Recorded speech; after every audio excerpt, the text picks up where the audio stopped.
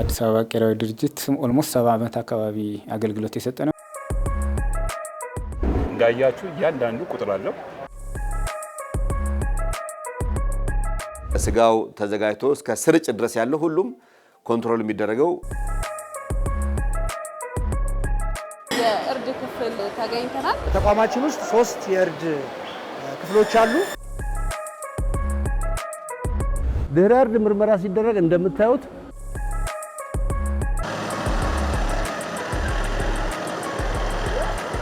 ለምግብ ቤታችን ከዚህ ነው የምንገዛው የተመረመረ ስጋ። ግብር እንዳይጨምርብን በሚል ቄራ አለመምጣት ዝንባሌ አለ። በውጭ በህገወጥ መልክ የማሳደድ ማተብ ተመቶ አልፏል የሚላል ማተብ ተመቶ ነው የመጣው።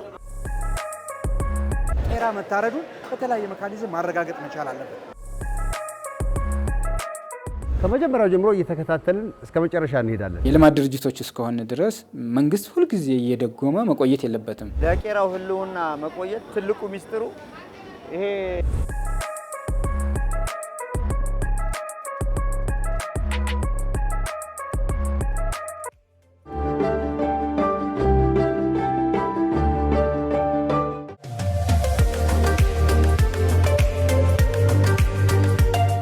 የአዲስ አበባ ቄራዎች ድርጅት የእንስሳ እርድን በመፈጸም እንግዲህ ለህብረተሰቡ የስጋ አቅርቦት ተደራሽ ያደርጋል ማለት ነው። ድርጅቱ በተለይ አዲስ አበባና የአዲስ አበባ ዙሪያን መሰረት በማድረግ ነው አገልግሎት እየሰጠ የሚገኘው። ከእንስሳ እርድ ባሻገር ደግሞ ተረፈ ምርቶችን የተለያዩ ማቀነባበሪያዎችን በማድረግ ለእንስሳ መኖ እንደዚሁም ደግሞ ለተለያዩ አገልግሎቶች ለሳሙና ፋብሪካ የማስረከብ ስራዎችን ነው የሚያከናውነው።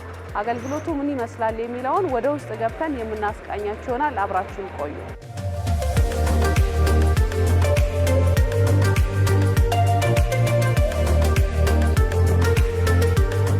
አዲስ አበባ ቄራዊ ድርጅት ኦልሞስት 70 ዓመት አካባቢ አገልግሎት የሰጠ ነው። የዛን ታይም የነበረው የህዝብ ቁጥር ይለያያል። አሁን ካለው የነበረው መሰረተ ልማት ይለያያል። አሁን ካለው አገልግሎትን ለማሻሻል የተለያየ ጥረት እያደረግን ነው። በተቻለ መጠን ከቄራው እድሜ ጋር የሚመጡ ውስንነቶች እንዳሉ ሆነው ሌሎች የውስጥ አሰራሮችና መሰል ነገሮችን በማሻሻል አገልግሎቱን ቢያንስ ሚኒመም በ24 ሰዓት እንዲሰጥ እያደረግን ያለንበት ሁኔታ ነው ያለው። 24 ሰዓት አገልግሎት ስንሰጥ በመሀል የሳኒቴሽን እና የሃይጂን ጉዳዮች ታሳቢ ተደርገው ማለት ነው።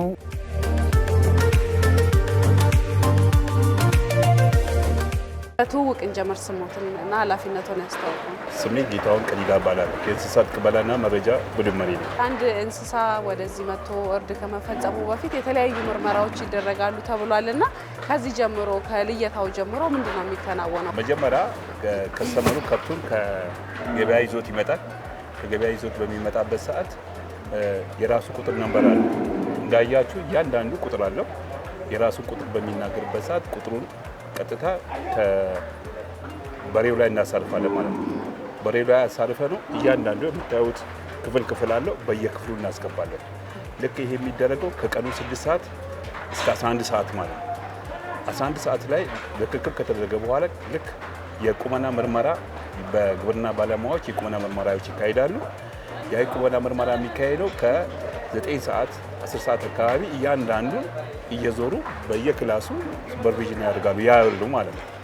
ከዛ በኋላ አንዳንድ አክሲደንት የደረሰባቸው ከብቶች የራሳቸው ቁጥር ቀን ሲሰጥ የነበረው የመለያ ቁጥር ስለነበረ ይሄ መለያ ቁጥር ይወጣና ደጅ ይቆይ። ምክንያቱም የሆነ ችግር አለበት ቼክ ይደረግ ይባላል። በዛን ሰዓት አውጥተን ለብቻ እናደርጋለን። ስለዚህ በዛን ፕሮሰስ እንጀምራለን ማለት ነው። ከተረከምን በኋላ በሲስተም ወደ ክፍያ ልካለን። ያንን በሲስተም ኢንኮድ የሚያደርጉት ሰራተኞች አሉ።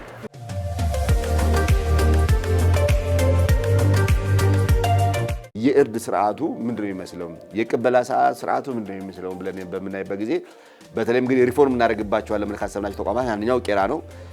በአሰራር፣ በአደረጃጀት፣ በቴክኖሎጂ፣ በሰው ኃይል ሪፎርም መደረግ አለበት። እነዚህ አሰራር ስርዓቶች ከዘመኑ ከተደራጁ ቀልጣፋና ፈጣን አገልግሎት መስጠት እንችላለን ብለን እናስባለን።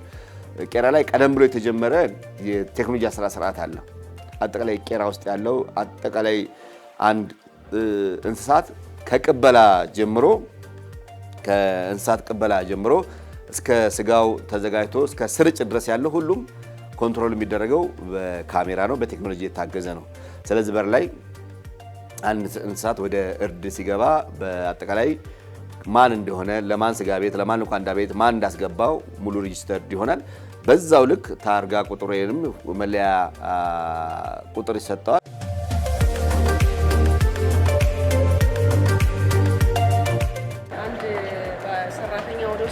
ወደ ውስጥ ሲገባ ምንድነው ማድረግ ያለበት የሚለው የሴፍቲ ኢሹዎቹን ለምሳሌ ጫማውን ዲስኢንፌክት መደረግ አለበት፣ የደህንነት ልብስ መልበስ አለበት፣ የደህንነት ልብሱን ይለብሳል። ከዛ አጠቃላይ ጸጉሩን መሸፈን አለበት። እነዚህ ህጎች ናቸው ማለት ነው። እነዚህን የሚጠቀምበት ሁኔታ አለ። የስጋ መርማሪ ሐኪሞች 43 የስጋ መርማሪ ሐኪሞች አሉ፣ አቃቂ ቅርንጫፍ ጨምሮ ማለት ነው። እነሱ አጠቃላይ የሃይጂን የሳኒቴሽን አጠቃላይ ሬጉላቶሪውን ነገር ይሰራሉ። ለምሳሌ እዚህ አካባቢ የሙስሊም እርድ ሊጀምር ነው፣ ኬሚካል ተሞልቷል ማለት ነው። ስለዚህ ወደ እርድ ክፍል የሚገባ ማንኛውም አካል ዲስኢንፌክትድ አድርጎ ጫማውን ይገባል ማለት ነው። ከዛ በኋላ እርድ ክፍል የሚያስጀምርበት ሁኔታ አለ። ይሄ አጠቃላይ የሙስሊም እርድ ክፍል ነው። ስለዚህ እንስሳት ከበረት ጀምሮ እንስሳት ስንቀበል የክርስቲያኑን ወደ ክርስቲያን በረት እናስገባለን፣ የሙስሊሙን ወደ ሙስሊም በረት እናስገባለን። ምርመራ ከተከናወነ በኋላ የስርጭት መስመራቸው የተለያየ ነው። ቀጥታ ይመጣሉ። በዚህ ከመጡ በኋላ እርዱ ተከናውኖ ተመርምሮ ልክ ሲያልቅ የሙስሊም ተሽከርካሪዎች እዚህ ጋር ስለተዘጋጁ እዚህ ገብቶ ተሽከርካሪው ጭኖ የሚወጣበት ሂደት አለ። ይህንን የሚቆጣጠር ከእስልምና ጉዳዮች 2 ሊያከናውኑ የሚችሉ ባለሙያዎች ተመድበዋል። እዚህ ጋር የምታያቸው 2 እርድ ክፍሎች የክርስቲያን እርድ ክፍሎች ናቸው። አሁን ለእርድ ዝግጁ እየተደረጉ ናቸው። የእርድ መሳሪያዎች፣ ገንቾች ቴስት እየተደረጉ እየተከፋፈሉ ነው። የእንስሳ ቅበላውን ተቀብለን ስናጠናቅቅ የስጋ መርማሪ ሐኪሞች የቁም እንስሳት ምርመራ አድርገው እነዚህ እንስሳቶች ለእርድ ብቁ ናቸው ሲሉን እርዱ የሚጀመርበት ሁኔታ አለ ማለት ነው። ስለዚህ በዚህ አይነት መልኩ ነው እየሰራን ያለ ነው።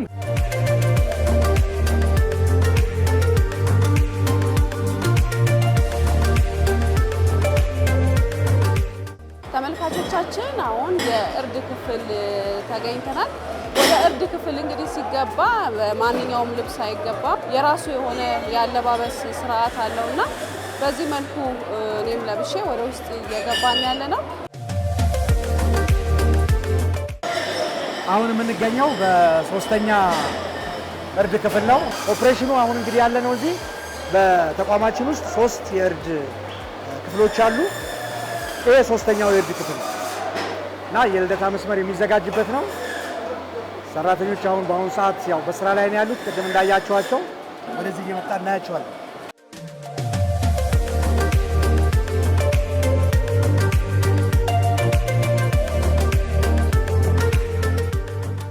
ቅድም ከእንስሳት ቅበላ አካባቢ ሲሰጡ የነበሩ ቁጥሮች ለምግብነት በሚውል ቀለም ማለት ነው ከቆዳው ወደ ስጋው ተቀይረዋል ማለት ነው። ይሄ ማለት አሁን ይህ 225 ደንበኛው ይታወቃል፣ የት ቤት እንደሆነ ለማን እንደሆነ በግልጽ በ4 ቦታዎች ላይ ይጻፋል ማለት ነው።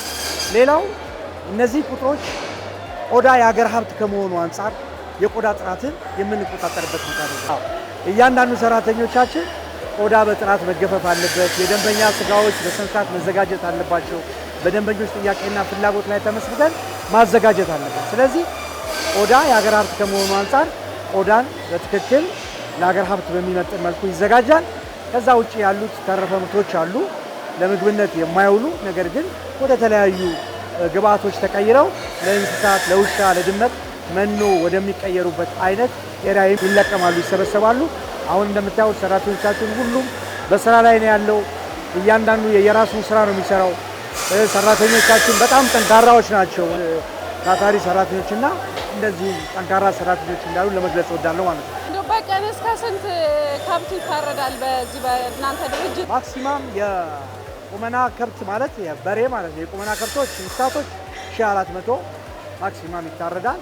በጎች እንደዚሁ 1500 አካባቢ ይታረዳል በቀን።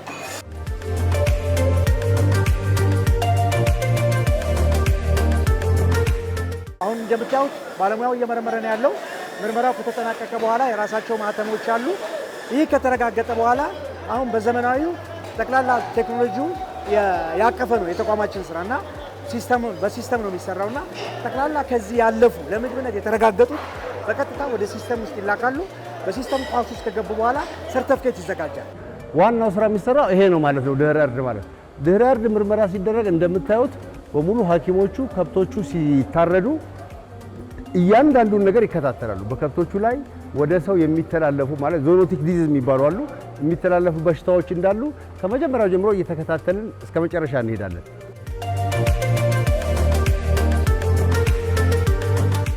በተለይ በከፍተኛ ሁኔታ የምናደርጋቸው ምርመራዎች አንደኛ የሳምባ በሽታ ነው። አሁን ትልቁ ለህብረተሰቡ ጠንቅ የሆነው የሳምባ በሽታ እስካሁንም ሊጠፋ ያልቻለው እንደዚህ እየዞረ ስለመጣ ከእንስሳት ወደ ሰው ከሰው ወደ እንስሳት በቀላሉ ስለሚተላለፍ ነው። ይሄን የምናደርግበት ምርመራ ዘዴ አንዱ ምልክት የሚሰጡን የእንስሳ ክፍሎች አሉ። ይሄኛው አሁን እቺ የምቆርጣት ፓርት ማለት ነው። ይሄ ሊምፍ ኖድ ነው ማለት በአማርኛ ኢቲ ነው የሚባለው። እነኛውን አመልካቾች ናቸው።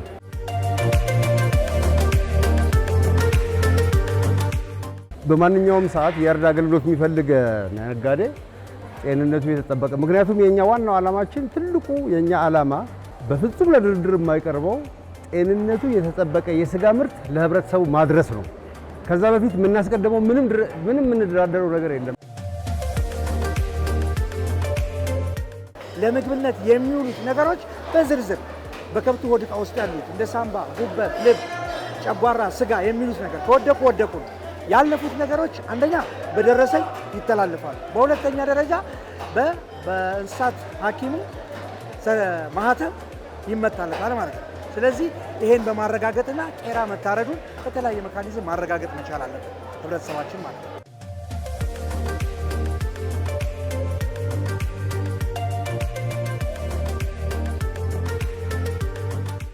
ዘመናዊ አሰራር ስርዓት ፈጣን፣ ቀልጣፋ ከሰው ንክኪ የሆነ የእርድ ስርዓት ከመፈጸም አንጻር ከአሁን አብዛኛው እንደሚታወቀው ወይም እንዳያችሁት በሰው ኃይል ነው እርድ የሚካሄደው። ያንን ወደ ማሽን የመቀየር ስኬላፕ የማድረግ በሰው ኃይል ሲሆን መጠኑ ያንሳል። በቴክኖሎጂና በማሽን ሲሆን ደግሞ በጣም መጠኑም ይጨምራል። ስለዚህ አዲስ አበባን ሊመግብ የሚችል የአዲስ አበባን የስጋ ፍላጎት ማቅረብ የሚችል የቄራ ስርዓት መዘርጋት ይኖርበታል። ስለዚህ ድሮ በነበረው እሳቤ ሳይሆን ዛሬ ከህዝቡ ቁጥር ጋር ካለው ቴክኖሎጂ ጋር ካለው የአሰራር ስርዓት ጋር አብሮ መሄድ ይኖርበታል ብለን እናስባለን። አሁን ወደዚህኛው ሩም ደግሞ ስንመጣ ኦልሬዲ ስጋው ግፉ ተጠናቆ ብልቱ ተዘጋጅቶ ምርመራው ተካሂዶ ለእያንዳንዱ ደንበኛ ቅድም መጀመሪያ ላይ መነሻ የነበረው ከብቱ ላይ የተጻፈውን ቁጥር በማየት በሲኩዌንስ ወይም በኦርደሩ መሰረት እየተቆረጠ ወደ ተሽከርካሪው እየተጫነ ወደ ደንበኛው ስርጭት ሊሄድ ማለት ነው።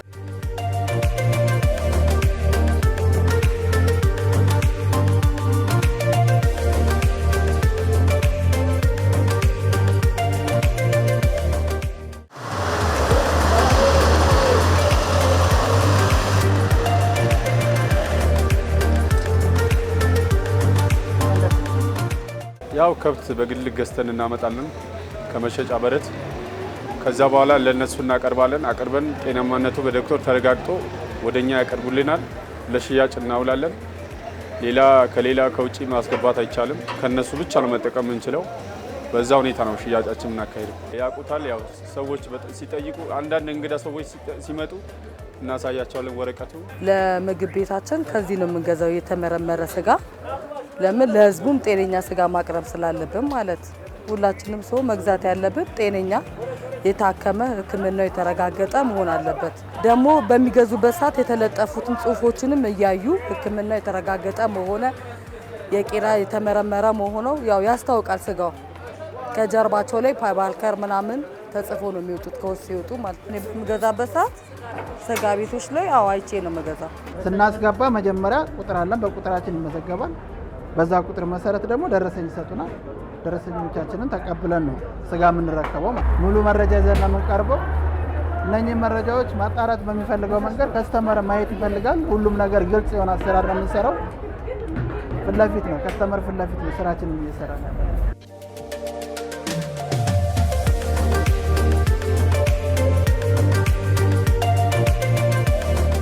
ግብር እንዳይጨምርብን በሚል ቄራ አለመምጣት ዝንባሌ አለ። በውጭ በህገወጥ መልክ የማሳረድ ነገሮች አሉ። እነዚህ መታረም ይኖርበታል በሚል ራሱን የቻለ ግብረ ኃይል አለ። ህገወጥ እርድን የሚከላከል አጠቃላይ በደንብም ከንግድም ከሌሎች ጋር በጋራ በመሆን የቁጥጥር ስራ ይሰራል። ይህ ቁጥሩ ከጨመረ ውጭ በህገወጥ መልክ የሚታረደው እርድ ይቀርምና ሙሉ በሙሉ ወደ ቄራዎች ይመጣል። ስለዚህ ማህበረሰባችን ማድረግ የሚጠበቅበት በዛ አጋጣሚ ማለት ማስተላለፈው ጤናማነቱ የተረጋገጠ ንጽህና የተጠበቀ ስጋ መገኘት የሚችለው የት ጋር ነው? በባለሙያ የተመረመረ ቄራ ላይ ነው። ስለዚህ ከህገወጥ እርድ ራሳቸውን ቆጥበው ወደ ትክክለኛ ቦታ መምተው አሳርደው መጠቀም የሚችሉበት ሁኔታዎች መኖር ይኖርበታል። ከዛ ውጭ ደግሞ አንድ በሬ ወይም አንድ ሰንጋ 2-3 ተሰንጋ ቄራ ላይ አሳርድና በሌላው ደግሞ በህገወጥ መንገድ ደግሞ አሳርዶ ወደ ስጋ ቤት የሚያስገባም ነጋዴ ሊኖር ይችላል። እነዚህም ነጋዴዎች ከእንደዛ ችግሮች ራሳቸውን ቆጥበው ቄራ አስገብተው ህግና ስርዓት ጠብቀው አሳርደው መጠቀም ይኖርባቸዋል። ስለዚህ ከህገወጥ ነገር መጠበቅ ይኖርባቸዋል። ይሄ ማተብ ተመቶ አልፏል የሚላል ማተብ ተመቶ ነው የመጣው በማተብ ነው የሚመጣ ማለት ነው። ብዛትም የታረደ በሬ ብዛት ተመርምሮ ደግሞ ያለፈ ሁሉም ይናገራል ማለት ነው። ተመርምሮ ያለፈ ተበላሽቶም የወደቀ ነገር እዚህ ጋር ነው የሚናገረው ማለት ነው። የወደቀ ይላል እዚህ ጋር የተበላሸ ነገር ቢሆን እዚህ ጋር የወደቀ ነገር ይጫድበታል ማለት አይሆን ማያልፍ ማለት ነው። ከዚህ ገዢውም ደረሰኝ እንሰጣለን። ከገዛ በኋላ ሽጠን ደረሰኝ እንሰጣለን። ይሄ የውስጥ የድርጅቱ ደረሰኝ ነው። ይሄ በሬውን ያለፈበትና ተመርምሮ ያለፈበት ደረሰኝ ነው ማለት ነው።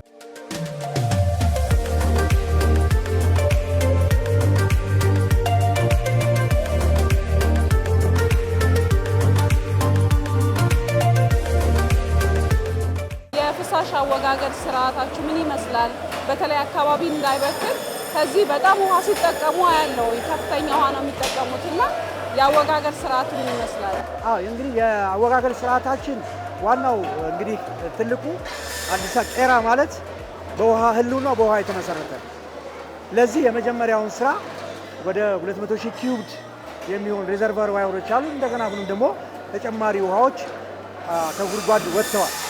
ትልቁን ውሃ የምንጠቀመው ስለዚህ እያንዳንዱን ነገር ወደዚህ በምናስተናግድበት ሰዓት ፓርቲሽኖች አሉ።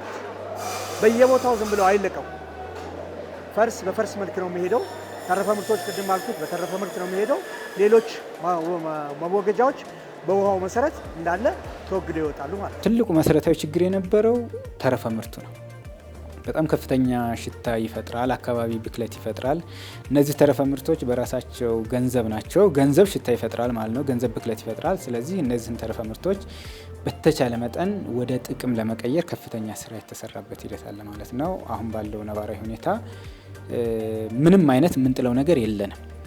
ሁሉም ተረፈ ምርቶች ወደ ጥቅም ይቀየራሉ። ዳይሬክት ፕሮሰስ ተደርገው ወደ ውጭ የሚላኩ አሉ። እዚሁ ፕሮሰስ የሚደረጉ አሉ፣ የውጭ ምንዛሬን ሰብስቲትዩት የሚያደርጉ። ሌሎቹን ደግሞ የተረፈ ምርት ማቀነባበሪያ ስላለን በማቀነባበሪያ ውስጥ ተጠቅመን ወደ ሌላ ምርትነት የምንቀይርበት ሂደት አለ። ይሄ ማለት የምርት ማቀነባበሪያ ክላስ ይባላል ወይ ደግሞ ረንደሪንግ ፕላንት ይባላል። ይሄ ረንደሪንግ ፕላንት ከእርድ የሚገኘውን ተረፈ ምርቶች ለሰው ምግብነት የማይውሉትን ፕሮሰስ የምናደርግበት ነው ማለት ነው። ይሄ ፕሮሰስ ምን ምኖችን ይዛል? አንጀትን፣ ሞራን፣ ቅድም ያየነው ጭንቅላት፣ ደንደስ፣ ጉበት፣ በሐኪም የተወገዱ ስጋዎችን እንዲሁም በኮንትሮባንድ የሚያዙ ስጋዎችን ፕሮሰስ አድርገን የምናስወግድበት ማሽን ነው። ስለዚህ ከዚህ ፕሮዳክት ምን እናገኛለን? ሁለት አይነት ምርት እናገኛለን። አንደኛው ምርታችን ሞራ ሲሆን ሁለተኛ ምርታችን ደግሞ ስጋና አጥንት መኖ ነው። ያ ስጋና አጥንት መኖ በሀገር ውስጥ ላሉ በጠቅላላ በሀገሪቷ ላይ እንደ ኢትዮጵያ ላሉ በዶሮ እርባታ ላይ ለተሰማሩ ሰዎች እንደ አንድ ግብዓት የሚያገለግል የዶሮ መኖ ያገለግል ይሆናል ማለት ነው። አንደኛው ግብዓታችን ደግሞ ሞራ ሲሆን ያ ሞራ ከትናንሽና እስከ ትላልቅ ኢንቨስተር ያሉት የሳሙና ፋብሪካዎች የሚጠቀሙበት ጥሬ ዕቃ እናመርታለን ማለት ነው። ስለዚህ ምንም አይነት የሚወድቅ ነገር የለንም። ለተቋሙ እንደ አንድ የጀርባ አጥንት ሆኖ እያገለገለ ያለው ይሄ ማሽን በመኖሩ ማለት ነው። ምንም አይነት ምርት ሳይባክንብን ወደ ግብዓትነት እንቀይረዋለን ማለት ነው።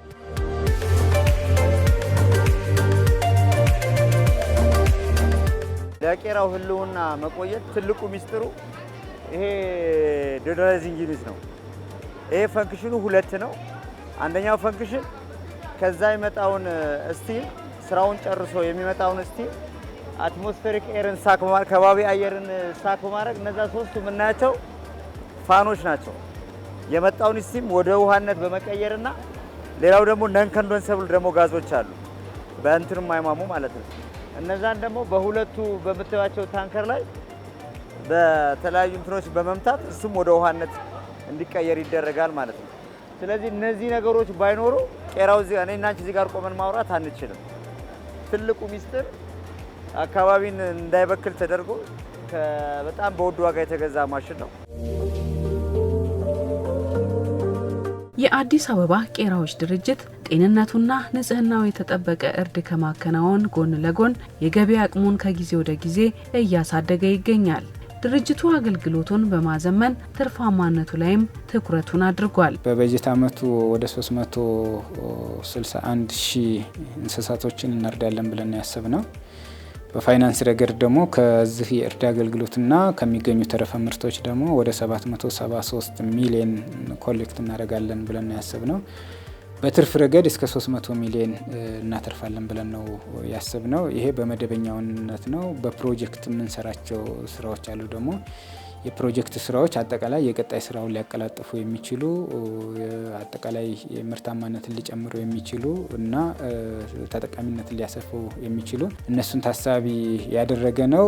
በ6 ወሩ የነበረውን አፈጻጸም ገምግመናል። አጠቃላይ ከእርድ አንጻር 93% ለማሳካት ችለናል። ከገቢ አንጻር 99.9% ለማሳካት ችለናል። አዲስ አበባ ቄራዊ ድርጅት በጣም በከፍተኛ መጠን እያተረፈ ያለ ከጊዜ ወደ ጊዜ እየተሻሻለ እየጨመረ ያለ ካሉት የከተማ አስተዳደሩ የልማት ድርጅቶች በጣም በተሻለ ሁኔታ ነው እያተረፈ ያለውና ፋይናንስ እያደረገ ያለው። የአዲስ አበባ ቄራዎች ድርጅት የአገልግሎቱን ተደራሽነት ለማስፋት አዳዲስ ግንባታዎችን ለማከናወን ሰንቋል።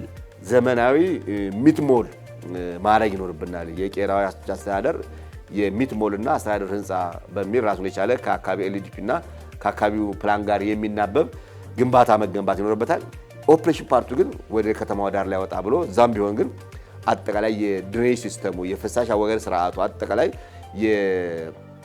የቁጥጥርና የንጽህና ስራው በተደራጀ በአዳዲስ ቴክኖሎጂ መሰራት አለበት በሚል ከተለያዩ የግብረሰናይ ድርጅቶች በከተማችን የበላይ አመራሮች ልዩ ትኩረት ተሰጥቶት በአልሚ ድርጅቶች መልማት አለበት የሚል እሳቤ ተይዞ ወደ እንቅስቃሴ ውስጥ ገብቷል። እዚህ የመጀመሪያ ቁጥር 1 ብለን የተቋም ማዘመን ስራ ነው ያሰብነው። ተቋም ማዘመን ሲባል አደረጃጀቱንም የሰው ኃይሉንም ቴክኖሎጂውንም ሌሎችንም ፋይናንሱንም ጨምሮ ማለት ነው። ስለዚህ እዚህ ላይ የመጀመሪያ በግብ ደረጃ የሚመጣው ተቋሙን ሪሎኬትድ ማድረግ ነው። አሁን ካለበት ቄራ ወደሚቀጥለው አዲስ ወደ ወሰድነው ቦታ ሪሎኬትድ ለማድረግ ማለት ነው። የልማት ድርጅቶች እስከሆነ ድረስ መንግስት ሁልጊዜ እየደጎመ መቆየት የለበትም። ፋይናንሻሊ ራሳችንን መቻል አለብን። ወደ ኢንቨስትመንት መግባት አለብን። ሂደን ወደ ኢንቨስትመንት ሆልዲንግ መቀየር አለብን ማለት ነው። ለዛ የተለያዩ ሞዳሊቲዎችን እየተጠቀምን ያለንበት ሂደት አለ። የመጀመሪያው በራሳችን ፋይናንስ ለማድረግ እና በባንክ ሎኖች አብሮ ለመስራት እዚህ ላይ ኦልሞስት ወደ 3600 ሜትር ስኩዌር ላይ ሊያርፍ የሚችል G+15 ህንፃዎች ዲዛይን አድርገን ጨርሰናል ማለት ነው። ይሄ ማለት አጠቃላይ የተቋሙ ማዘመን አንዱ አካል ይሆናል ማለት ነው። ድርጅቱ ራሱን እንደ ልማት ድርጅት በማየት አሁን ላይ ካሉበት የአሰራርና የአደረጃጀት ማነቆዎች ወጥቶ የተጀመሩ ሪፎርሞችን ተግባራዊ በማድረግ አገልግሎቱን ማዘመንና ተወዳዳሪ መሆን ይጠበቅበታል። የመንግስት ልማት ድርጅት እነዚህ ተቋማት ውጤታማ እንዲሆኑ አሁን ሪፎርም መተግበር አለበት ብሎ በበላይነት አስጠንቶ ኮንሰፕት ኖት አስጠንቶ መዋቅራዊ አደረጃጀቱን ቴክኖሎጂውን አሰራሩን ሙሉ መዋቅሩ ፋንክሽናል እንዲሆን ከኮንሰፕት ኖት ጀምሮ እስከ አጠቃላይ ስትራክቸር ድረስ ያስጠናው ይሄ ባለስልጣኑ ነው። ሪፎርሙ ደግሞ በአጭር ጊዜ መተግበር አለበት ብለን እናስባለን። ስለዚህ ቄራዎች ላይ ምን መምሰል አለበት የሚለው ስትራክቸሩ ሙሉ በሙሉ ተጠንቷል።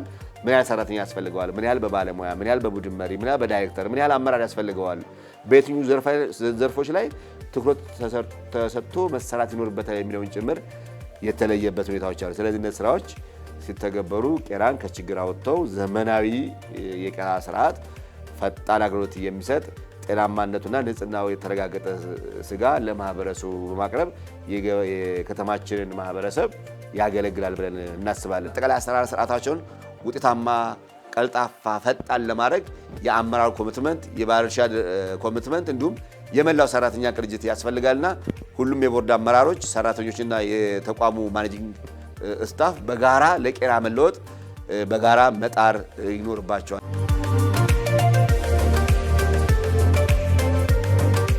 ህብረተሰቡ ጤንነቱ የተጠበቀ የስጋ አቅርቦትን ከአዲስ አበባ ቄራዎች ድርጅት ብቻ የሚያገኝ መሆኑን ተረድቶ በየአካባቢውና መንደር ውስጥ የሚከናወኑ ህገወጥ እርዶችን ሊከላከል ይገባዋል የአዲስ አበባ የመንግስት የልማት ድርጅቶች አስተዳደር ባለስልጣን መልእክት ነው።